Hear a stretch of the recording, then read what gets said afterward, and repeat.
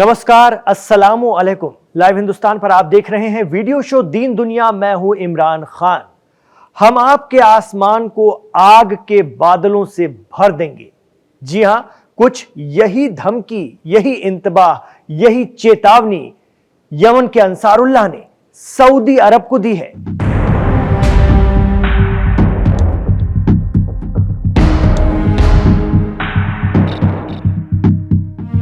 Yemen में हौसियों के control वाले इलाकों में अमेरिका के खतरनाक हमलों से हौसी जंगजू टस से मस नहीं हुए हैं, बल्कि शुजाअत के साथ इनकी फोर्स इन हमलों का लाल सागर से लेकर इसराइल तक जवाब देने का दावा कर रही है।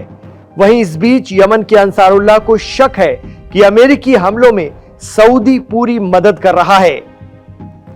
वैसे भी यमन के शिया जैदी अंसारुल्लाह और सऊदी हुकूमत के दरमियान 36 का आंकड़ा है।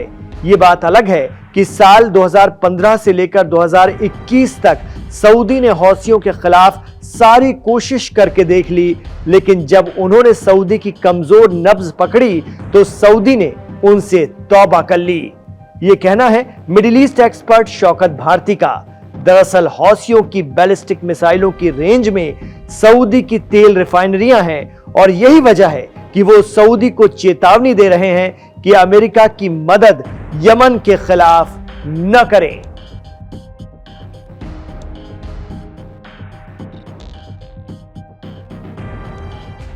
यमन के अंसारुल्लाह ने सोशल मीडिया प्लेटफॉर्म एक्स पर लिखा है कि सऊदी अमेरिका और इसराइल की गुलामी कर रहा है, सर्विस कर रहा है।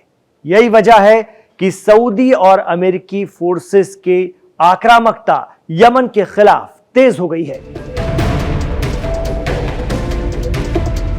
हौसियों ने सऊदी को पैगाम देते हुए कहा है कि इनके साथ शामिल मत हो जाना। अगर सऊदी ऐसा करेगा तो उनका तेल नहीं बचेगा।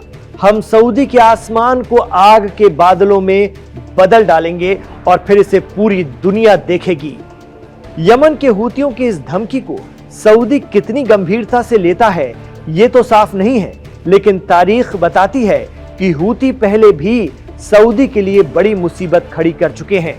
इससे पहले सऊदी समेत 35 सुन्नी मुस्लिम मुल्कों की एक तंजीम बनी थी यमन में अंसारुल्लाह के खिलाफ, जिसमें पाकिस्तान का भी बड़ा रोल था, लेकिन अंसारुल्लाह ने महज 3 सालों में ही उन्हें पानी पिला दिया था। हालात ये बने कि सब अपने अपने रास्ते निकल लिए थे, इसलिए सऊदी को अंसारुल्लाह की मौजूदा धमकी हल्के में लेना भारी पड़ सकता है। तो हौसी जंगजू पहले सऊदी अरब का कितना नुकसान कर चुके हैं, उसके लिए यह वीडियो देखिए।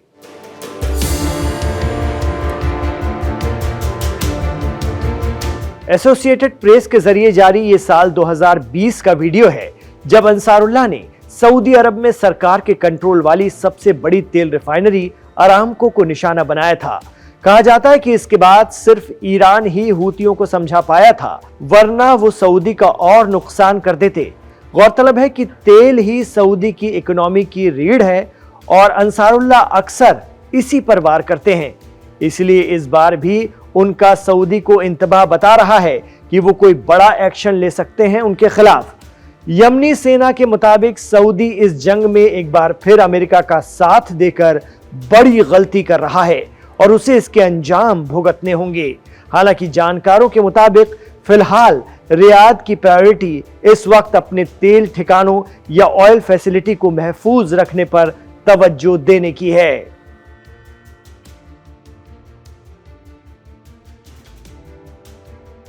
इस बीच एक और बहुत बड़ी खबर आ रही है कि यमन पर अमेरिकी हमलों के जवाब में हौसी जंगजुओं ने एक और अमेरिकी बाहुबली, जिसे MQ-9 रिपर ड्रोन के नाम से जाना जाता है, उस पर हमला किया और उसे गिरा दिया है।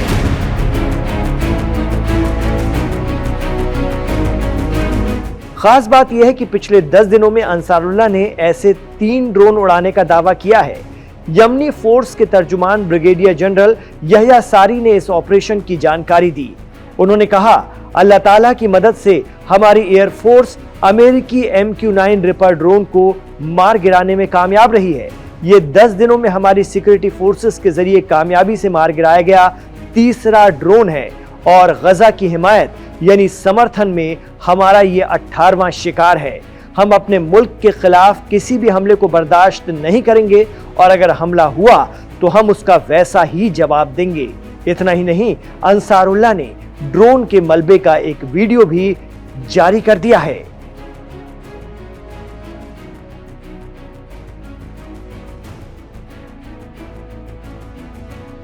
यमनी फोर्स के तर्जुमान ने फिर दोहराया है कि जब तक गजा पर इस्राएली हमले बंद नहीं हो जाते उनकी कार्रवाई यूं ही जारी रहेगी।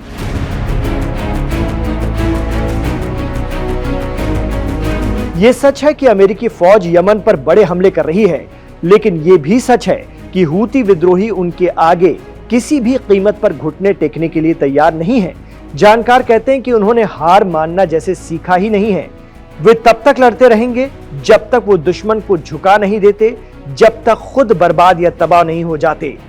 बीच का सिर्फ एक ही रास्ता है, इस्राइल गजा में इंसानी मदद खोले और सीज फायर की खिलाफ वर्जी रोके।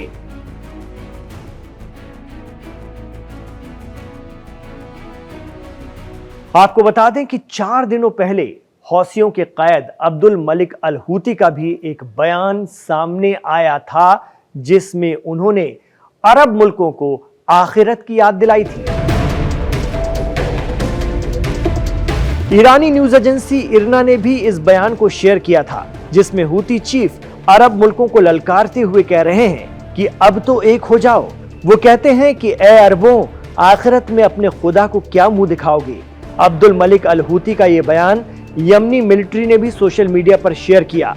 वो जजमेंट डे या आखिरत का हवाला देते हुए खित्ते के अरब मुल्कों का आह्वान कर रहे हैं कि आज तुम गजा के मजलूमों के लिए इस्राइल के खिलाफ खड़े नहीं हुए तो फिर ईश्वर का सामना कैसे करोगे।